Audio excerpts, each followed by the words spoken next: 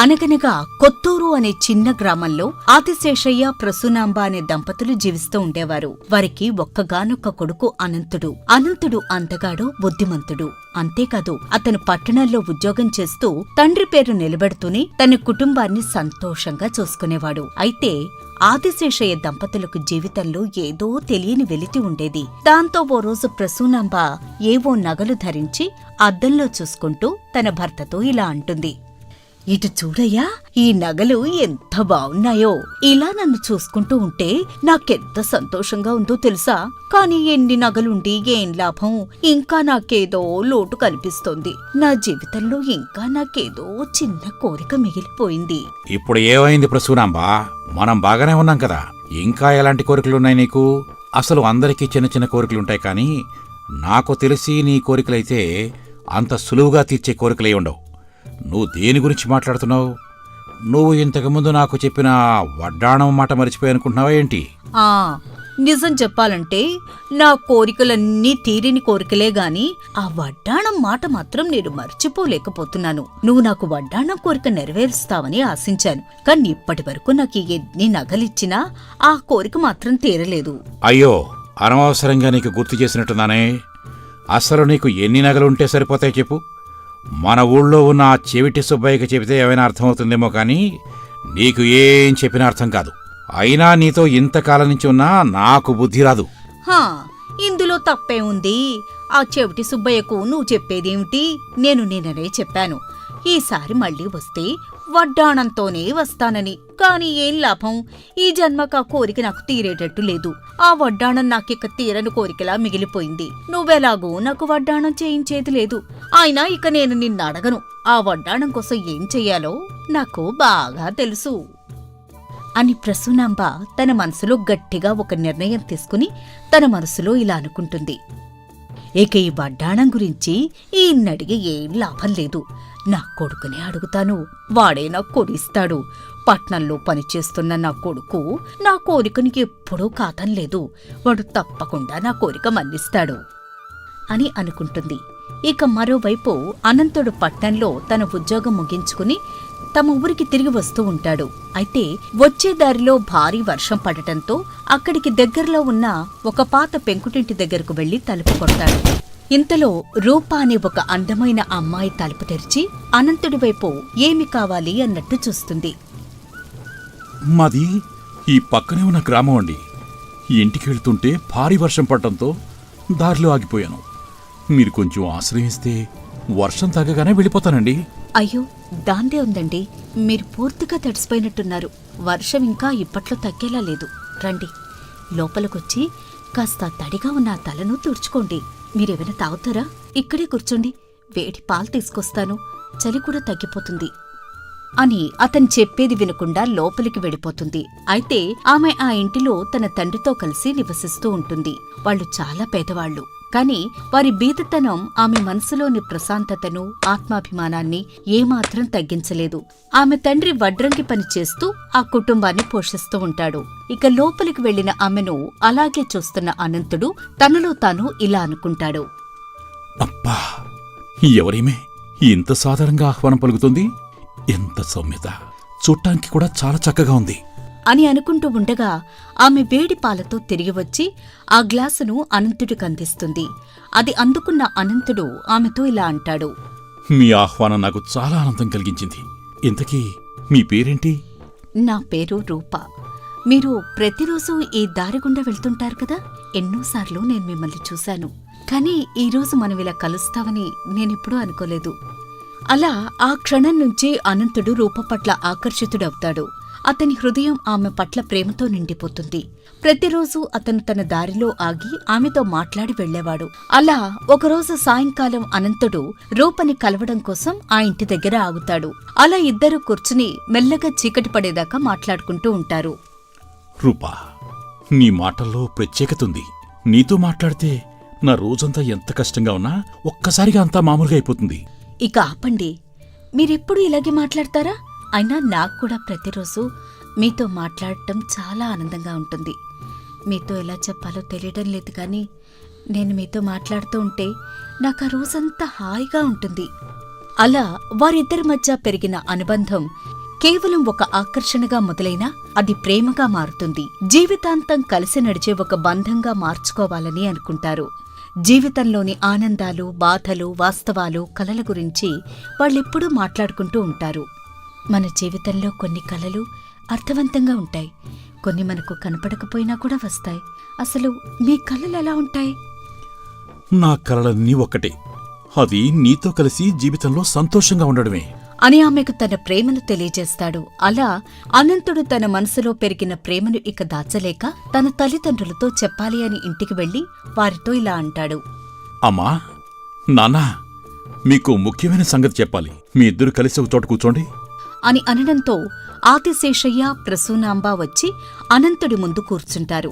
అంతా ప్రశాంతంగా ఉన్నప్పటికీ ప్రసూనాంబ ముఖంలో మాత్రం కొంత ఉద్వేగం కనపడుతుంది. దాంతో అనంతుడు తన ప్రేమ సంగతి చెప్పడం మొదలు పెడతాడు. అమ్మా, నేను రూపా అనే ఒక అమ్మాయిని ప్రేమించానమ్మా. మీరు అనుమతిస్తే ఆమెను పెళ్లి చేసుకోవాలి అనుకుంటున్నాను అని చెప్పడంతో ఒక్కసారిగా వారికి ముఖాలు మారిపోతాయి. దాంతో ఆదిశేషయ్య తేరుకుని ఇలా అంటాడు. అనంత, నువ్వు ఎవరిని పెళ్లి చేసుకుంటానని చెప్పినా సరే నాకు అది సమ్మతమే. ప్రేమ పెళ్లి చేయటం అనే విషయం నాకెప్పుడూ మంచిదే అనిపిస్తుంది. నువ్వు సంతోషంగా ఉంటే చాలు, నాకేం అభ్యంతరం లేదు నాయనా. మీరు ఊరుకోండి. ప్రేమేమిటి, పెళ్ళేమిటి? ఎప్పుడూ మన కుటుంబంలో ఇలాంటివి జరగలేదు. ప్రేమకు విలువుందని నేననుకోను. కాని ఇది కేవలం ప్రేమ కాదు, ఇది మన సంప్రదాయాల విషయంలో చాలా పెద్ద నిర్ణయం. వీడి పెళ్లి జరక్కముందే నేను నా వడ్డాణం చేయించుకోవాలి అని అనుకున్నాను. ఇక వాడు ప్రేమ పెళ్లి చేసుకుంటే వాడి కట్నం ఎక్కడి నుంచొస్తుంది? ఆ పిల్ల తండ్రి ఆ డబ్బు ఇవ్వగలడా? అమ్మా, నేను ప్రేమించిన అమ్మాయి ఒక పేద అమ్మాయి. ఆమె తండ్రి నువ్వు వడ్డాణం చేయించుకునేంత కట్నం ఇవ్వలేడమ్మా. అదేలా కుదురుతుందిరా? కనీసం నాకు వడ్డాణమైనా పెట్టాలి కదా. అమ్మా, ప్రేమ పెళ్లికి కట్నం ఎలా అడ్డు పెట్టగలవు? ప్రేమని బలిపీఠం మీద ఎవరూ పెట్టరు. ఈ పెళ్లి నా జీవితం, నా స్వప్నం. దాన్ని కేవలం ఒక వడ్డాణం కోసం నువ్వు అడ్డం పడటం నీకు న్యాయంగా అనిపిస్తోందా? అని అనంతుడు తన మాటలతో తన తల్లిని ఒప్పించాలని చూస్తాడు. అయితే ప్రసూనాంబ తన నిర్ణయంపై కఠినంగా ఉండాలని ప్రయత్నిస్తుంది. ఆమె మనసులో ఒక చిన్న తాత్సారం కూడా కనిపిస్తుంది.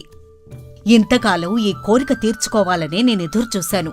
ఆ వడ్డాణం నాకు చాలా ముఖ్యమైనది. నేనెప్పటికీ నా కోరికపై వెనక్కి తగ్గను. ఇది ఒక తల్లి కోరిక.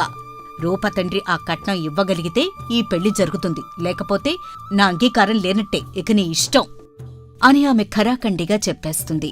దాంతో అనంతుడు తన తల్లిదండ్రుల మధ్య నిశ్శబ్దంగా ఆలోచిస్తూ తన ప్రేమ విషయంలో తల్లిదండ్రుల అంగీకారాన్ని పొందడం కోసం ప్రయత్నిస్తాడు. ప్రసూనాంబ తన నిర్ణయానికి కట్టుబడి ఉంటే ఇంట్లో విభేదాలు మరింత ఎక్కువ అవుతాయి. అది గ్రహించిన ఆదిశేషయ్య, ఏం కాపండి మీ ఇద్దరూ. ప్రసూనాంబ పాపమేవాడు, అలసిపోయి వచ్చాడు. వాడిని విశ్రాంతి తీసుకుని పద, మనం అలా వాకిట్లు కూర్చుందాం అని అప్పటికే ఆ వివాదాన్ని సత్తుమణిగేటట్టు చేస్తాడు ఆదిశేషయ్య. ఇక ఆ రాత్రి ఒక ఊహించని సంఘటన జరుగుతుంది. వాళ్లు వాకిట్లో కూర్చుని ఉండగానే ఇంటి బయట ఒక ఖరీదైన గుర్రపు బండి వచ్చి ఆగుతుంది. ఆ బండిని చూసి ఆదిశేషయ్య, ప్రసూనాంబ ఆశ్చర్యపోతారు. అందులో నుండి తలనిండా పట్టుతెరలు కట్టి చక్కటి వస్త్రాలు ధరించిన ఒక ముసలాయన కిందకి దిగుతాడు. అది చూసి, ఎవరండి పెద్ద మనిషి? చూడ్డానికి గొప్ప సిరిమంతుల్లా ఉన్నాడు.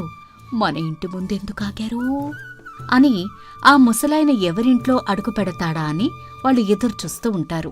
ఇంతలో ఆ ముసలాయన ప్రసూనాంబ దగ్గరకు వచ్చి, అమ్మాయ్, మీ నాన్నగారు నా బాల్యమిత్రుడమ్మా. మా బాల్యం ఎంతో అద్భుతమైంది. ఇద్దరం కలిసి అనేక కలలు కనేవాళ్లం. ఎన్నో ఆశలతో గడిపాం. కానీ మనం కలిసి ఈ బంధాన్ని సాకారం చెయ్యాలమ్మా. నాపై నమ్మకం పెట్టుకోండి. నా మనవరాలికి తన మనవడితో వివాహం అయితే మా కల నిజమవుతుందని చెప్పాడమ్మా మీ నాన్న. అందుకే వచ్చానిటు. ఆ మాటలు వినగానే ప్రసూనాంబ మనసులో ఏదో ఆలోచన కలుగుతుంది. దాంతో తన మనసులో ఇలా అనుకుంటుంది, అసలు ఇంతకాలం ఒక వడ్డాణం కోసం నేను నా కొడుకు ప్రేమకు అడ్డుగా నిలబడ్డాను. కానీ ఈరోజు ఈ ముసలాయన మాటలు నా మనసును గట్టిగా తాకాయి. అసలు నిజమైన ఆనందం ఏది? నా కొడుక, అతని ప్రేమ, లేక ఒక బంధమా? ఈ కుటుంబ బంధం ద్వారా ఒక కలను సాకారం చేయడం ద్వారా నాకు సంతోషం లభించడమా అని తానేదో ఆలోచనలో ఉండగా ఆదిశేషయ్య కల్పించుకుని ఆ పెద్దాయనతో ఇలా అంటాడు. ఇంతకీ మీరు ఎక్కడి నుంచి వచ్చారో చెప్పలేదు. భలేవాడి అబ్బాయ్, నా పేరు రామయ్య. నేను మీ మావగారు కలిసి పెరిగామని చెప్పాను కదోయ్. అంతలో ప్రసూనాంబ కలుగు చేసుకుని, ఇంక మీ ప్రశ్నలు ఆపితే మనం లోపలికెళదాం. పాపం చాలా దూరం నుండి వస్తున్నట్టున్నారు. మిగిలిన విషయాలు భోజనాలు చేస్తూ మాట్లాడుకుందాం అని ఆయన్ని లోపలికి తీసుకువెళుతుంది. లోపలికొచ్చి ఇల్లు మొత్తం చూసి ఇలా అంటాడు రామయ్య. బాగుందమ్మా మీ ఇల్లు, చాలా బాగుంది. నేను ఇందాక చెప్పిన విషయం ఒక్కసారి ఆలోచించండమ్మా. మీరేమీ అనుకోకండి. మా అబ్బాయికి ఇదివరకే సంబంధం కుదిరింది. ఇంక మీరు వెళ్ళి విశ్రాంతి తీసుకోండి అని చెప్పడంతో ఆ ముసలాయన ప్రసూనాంబను ప్రశాంతంగా చూస్తూ తన మనసులో ఆమె నిర్ణయానికి సంతోషిస్తున్నట్టు కనిపిస్తాడు. ఏం ప్రసూనాంబా, నువ్వు బాగానే ఉన్నావా? నా మనసులో మార్పు నిజమే. నా కోరికను పక్కన పెట్టి మన అబ్బాయి ఆనందం కోసం నా ఆలోచనను మార్చుకున్నాను. నిజమైన ఆనందం అనేది కేవలం స్వార్థపరమైన కోరికలలో కాదు.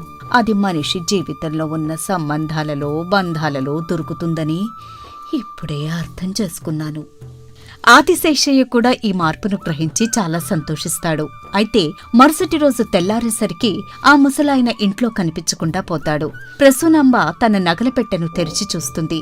అందులో ఆభరణాలు మొత్తం పోయినట్లు కనిపిస్తుంది. ఆమె ఒక్కసారిగా కంగారుగా, అయ్యో అయ్యో అయ్యో, నా నగలు, నా ముత్యాలు, కాసులు అన్నీ పోయాయి. ఎక్కడికి పోయాయి? ఆ ముసలాయన కూడా లేడు. అతనికి ఏమైనా తెలుసా? ఇదంతా ఏమిటి? ఎలా జరిగింది? ప్రసూనాంబా, నువ్వు ఎక్కువ ఆవేశపడకు, కొంచెం మనశ్శాంతిగా ఆలోచించు అని అనడంతో ప్రసూనాంబ కొంచెం శాంతించి తీరికగా ఆలోచించి ఈ నగల మాయలో కేవలం తన కోరికలను మాత్రమే కోల్పోయిందని అర్థం చేసుకుంటుంది. దాంతో ప్రసూనాంబ కుదుటపడుతుంది. ఆదిశేషయ్య ఆమె దగ్గరకు వస్తాడు. అసలు ఆ వడ్డాణం కోసం ఆశతో నా కొడుకు సంతోషాన్ని నిర్లక్ష్యం చేసి ఎంత పెద్ద తప్పు చేశానో. కాని నగలు పోతే పోయే. నా కొడుకు పెళ్లిలో నేను ఆనందంగా ఉండాలి. ఇప్పుడు నాకు ఏ బాధ లేదు అని అంటుంది ప్రసూనాంబ. అలా ప్రసూనాంబ తన కోరికల వల్ల వచ్చిన కష్టాలను పక్కన పెట్టి తన కుటుంబం కోసం ఆనందాన్ని పొందాలని నిర్ణయించుకుంటుంది. ఆమెకు ఆ నిజమైన బంధాలు ప్రేమలోనే ఉంటాయని, ఆనందం ప్రేమలోనే దొరుకుతుందని అర్థం చేసుకుంటుంది. ఇంతలో అనంతుడి ఇంట్లోకి వచ్చి తల్లిని తండ్రిని పిలిచి, అమ్మా, రూపతండ్రి, మీరడిగినట్టుగా ఆ వడ్డాణం చేయించడానికి ఒప్పుకున్నారమ్మా. ఇప్పుడు మీరు చాలా సంతోషంగా పెళ్లికి ఒప్పుకోవచ్చు. అదెలరా? వాళ్ళ పరిస్థితి చెప్పావు కదా, మరెలా వచ్చిందంత డబ్బు? అవునమ్మా, వాళ్ళది నిజంగా కట్నం ఇవ్వలేకపోయే పరిస్థితే. కానీ తన కూతురు కోసం తన భార్య నగల్ని కరిగించి ఆ నగలతోనే వడ్డాణం చేయిస్తున్నారు. ఇది కేవలం తన కూతురు సంతోషంగా ఉండడమే కాకుండా మీ కోరికను కూడా తీర్చినట్టవుతుందని ఈ నిర్ణయం తీసుకున్నారమ్మా. నిజానికి నేనింతకాలం నా కోరిక కోసం నీ ప్రేమకు అడ్డంగా ఉన్నాను. కాని ఇప్పుడు అర్థమైంది. నాకీ వడ్డాణం పెట్టుకోవడం ముఖ్యం కాదురా. నీ ప్రేమ కోసం నీ పక్కన నిలబడడం ముఖ్యం. ఇక నాకెటువంటి నగలు అక్కర్లేదు. అవును ప్రసూనాంబ, నువ్వు వడ్డాణం తీసుకుంటే అది కేవలం నీకు మాత్రమే సంతోషాన్నిచ్చేది. కానీ మన కుర్రాడి ప్రేమకి, త్యాగానికి నీ మనసు లోతుగా అంగీకరించడంతో మనందరిలోనూ నిజమైన ఆనందం వచ్చింది. అవునయ్యా, ఇక నాకు వడ్డాణం వద్దు, ఏమీ వద్దు. అంతకన్నా విలువైన నా కొడుకో కోడలు ప్రేముంటే చాలు. అంతలో పోయిన నగలు దొరికాయి, తీసుకుని వెళ్లమని అక్కడికే ఒక తహసీల్దారు మనిషి వచ్చి చెప్తాడు. ప్రసూనాంబ నవ్వుతూ, చూసారా చూసారా, పోయిన నగలు మళ్లీ దొరికాయి. మనింటికి నిజమైన మహాలక్ష్మి వచ్చింది. నిజమే. నిజమైన సంతోషం మన కోరికలను పక్కన పెట్టి ఇతరుల సంతోషం కోసం త్యాగం చేస్తే అది ఎప్పుడూ మనకి మంచి చేస్తుంది. అప్పుడే జీవితానికి నిజమైన విలువ, నిజమైన ఆనందం దక్కినట్టు. ఈ ఆనందం విలువ ఎన్ని నగలున్నా సరిపోదు. అవునవును, మీరు చెప్పింది ముమ్మాటికి నిజం. అలా ఆమె నగలపై ఉన్న మమకారాన్ని వదులుకుని బంధంలో ఉన్న అసలైన విలువను, ఆనందాన్ని గ్రహిస్తుంది.